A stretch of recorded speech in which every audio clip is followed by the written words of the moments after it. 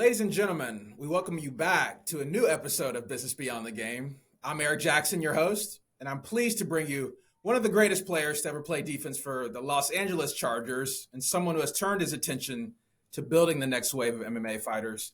We're here today with businessman and former All-Pro linebacker, Shawne Merriman. Lights out, how are you? I'm doing well, man. How about yourself? Doing great, man. Doing great. Welcome to the show. Thanks, man. Thanks for having me. No doubt, no doubt. Shawne, I know a lot of people, especially guys, leaving the NFL, that's sort of it for them after their careers, right? And they live relatively low profile lives afterwards, but not you. You reinvented yourself into an entrepreneur, and you're the founder of Lights Out Xtreme Fighting, which produces various MMA fights nationwide. At what point did you pivot from being football focused to zeroing in on mixed martial arts? Man, I always say this, and I don't know if people heard it or not, but athletes die twice. Right. And, you got to kill off the first part of you because you get so attached to who that's who you are. Right. I've been playing football since I was 10, 11 years old.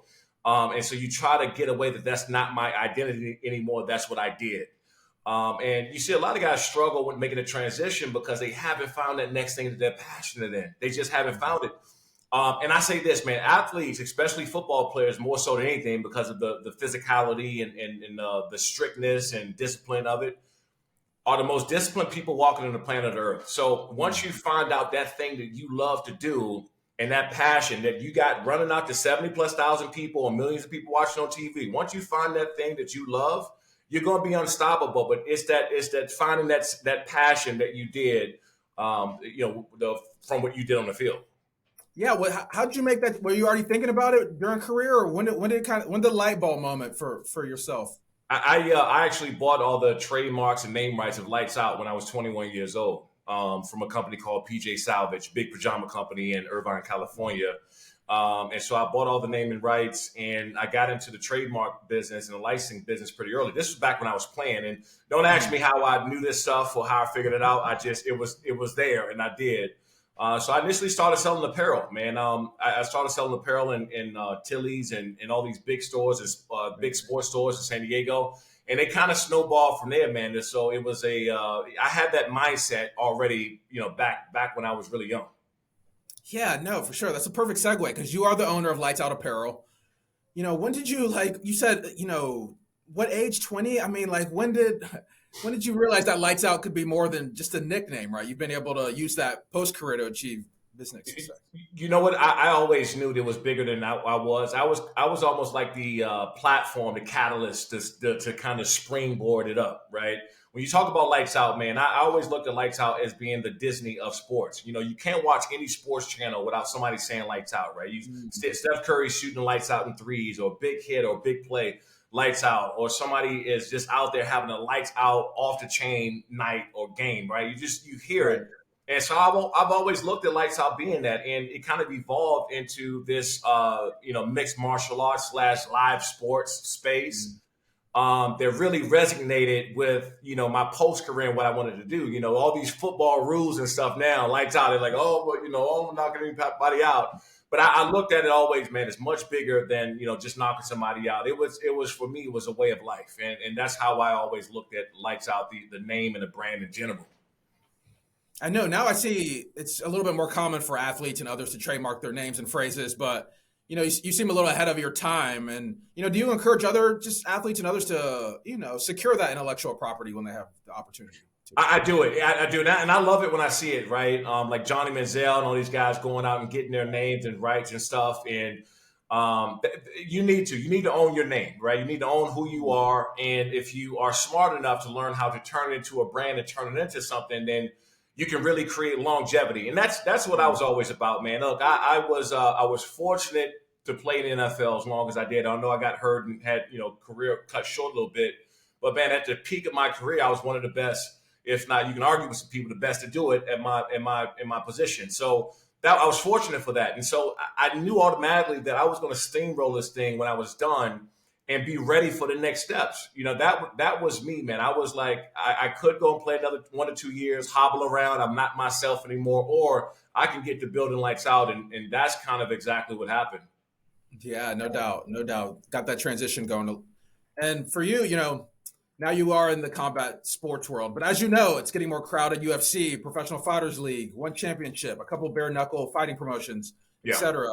What makes you think is Lights Out Extreme Fighting can just stand out amongst the pack, Shawne? Well, I think my background and where I came from is very unique, right? I got started training just to help me in football, my hand-eye coordination, just ability to open my hips up and get around those big offensive tackles. I just did it because I wanted to just learn how to be a better football player. I didn't know I was going to be doing it every off season, training with the Randy Couture's and Chuck Liddell's and Tito Ortiz. Wow. I didn't know that was going to happen, and being in TV when I retired, it helped me out a lot because I was at NFL Network. I was working with WWE Network, WWE Network, Fox Sports, ESPN, and so I understood production, I understood TV, and I understood what I wanted to do. So when we first started out, man, we jumped out the gate and we looked like a organization that had been around for 5 or 10 years, even though we jumped out because I just had that background. And as far as the place being crowded, I think that when you look at across the board, UFC is king. I think personally, my opinion, I think they will always be king. I think they will always be number one in this sport. But you can do you can build your own footprint in this business by not having a bigger fights. UFC is to me, they've done a magnificent job at branding who they are. I think for us, it's more about these verticals, right? More content, tech. We got some really cool tech gloves that's coming here shortly. They can measure speed, power, punch, G-force, and really get interactive when it comes to that fan engagement tech that we're going to be introducing here in the next couple months or so. And we're jumping viewership numbers on TV on Fubo and Bally's and MSG Network. I saw it when I was in New York 2 months ago. Amazon Freevee, we're having 70 and 90% jumps per show. So I think that more importantly, the fans are kind of telling us they're loving what we're doing. No, that's a good point for sure. Seeing the year-over-year increases already from your business, and Shawne, from your point of view and your perspective, you retired from the NFL in 2013 after 8 seasons. Do you ever miss it all? I'm curious. I'm sure you're happy with everything in life and building your own business, but do you ever replace the high of doing the lights out celebration on Sunday Night Football or sacking Peyton Manning twice in a game? Well, definitely sacking Peyton. I ain't gonna lie about that. Well, I take it back. Sacking Tom and Brady, and then Peyton. That's my 1 and 2. And when you start a couple of years, when you get done, you start to get away from the game a little bit more physically, emotionally. Like that attachment starts get separated. Then you can start watching these younger players, and you become a fan of the game, right? But I think that every football player, especially, struggles that first year or two, because we have to detach ourselves from who we were. And it's so hard to do, but it takes a little work. But, as time goes by, you start to see yourself being more of a fan of what's going on in the game as opposed to, hey, man, I can go out there and that guy can't block me, right? And so you got to get that away before you start to move on to the next steps. Absolutely. And like you've mentioned before, sort of channeling that passion, you've done it right, in this case, into MMA and building your own promotion.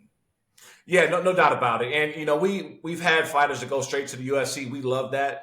And we're putting on shows every 5 or 6 weeks now consistently. I think that 2024, if I can get 12 fights in 2024 is my ultimate goal. But more importantly, man, I have some really cool verticals that's coming, some AI that we're going to be including in our fight, and data that's going to be shot up across the screen, and our broadcast is talking about it because, to me, at the end of the day, we're not much. We don't have anything if we don't have the fan engagement, right? And I've learned that as a football player, that if you're not close to your fans, you're not listening to your fans, you won't win. You can't.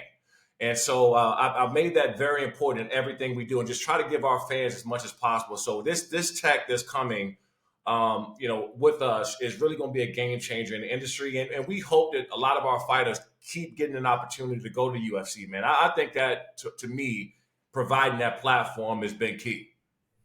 No, definitely. I'm sure rewarding too to see guys fulfill their dreams in a lot of ways.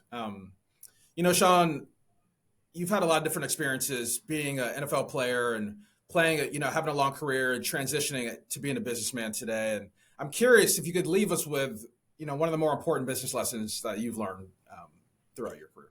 I think the biggest thing in business is, I'll give I don't know how much time we got, but when I used to go to these meetings and I would sit in these board meetings, these in big conference rooms and talking and stuff. I would initially have whoever I was talking to make these football analogies to whatever they were talking about in business, right? Whether it come to trademarks or patents or licensing or venue deals, they would always say, just make that a comparison to football. And I would almost get offended. I would get offended early on that, somebody would do that. I'm like, dude, I can understand what you're saying, right? You don't have to. Right.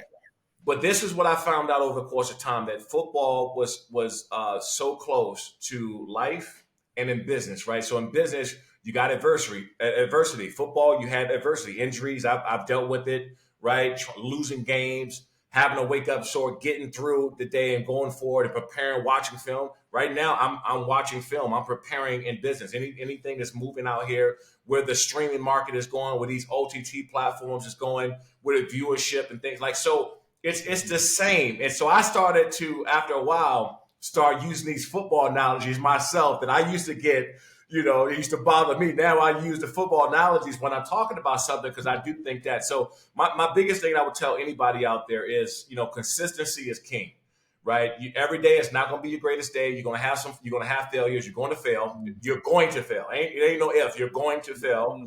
And if you are consistent long enough, you will pop through. And that's what I would leave to every entrepreneur. Everybody's trying to find their way. If you just keep chopping down in that tree and you stay consistent, at some point in time, that success level will pop through.